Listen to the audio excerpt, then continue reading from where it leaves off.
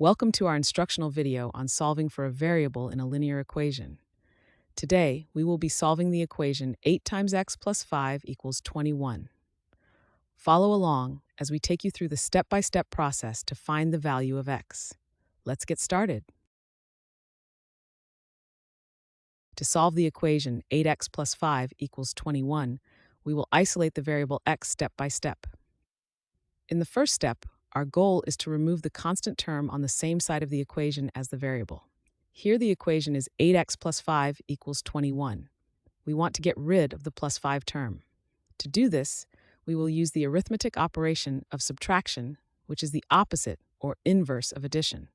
By subtracting 5 from both sides of the equation, we keep the equation balanced. So we subtract 5 from both sides.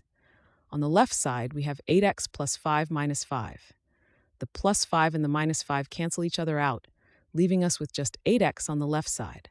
On the right side, we have 21 minus 5, which equals 16. Now our equation is simplified to 8x equals 16. In the second step, our goal is to isolate the variable x even further by removing the coefficient attached to it. Currently, our simplified equation is 8x equals 16. Here, the number 8 is the coefficient of x, which means it is multiplied by x. To isolate x, we need to remove this multiplication by doing the opposite operation, which is division.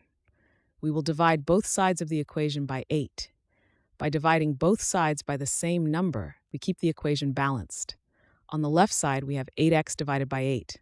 The 8's cancel each other out, leaving us with just x.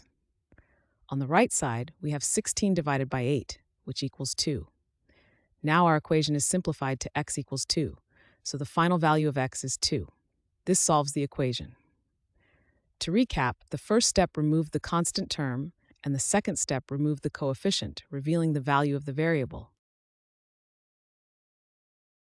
Thanks for watching. I hope this video has helped, and if it did, please drop me a like.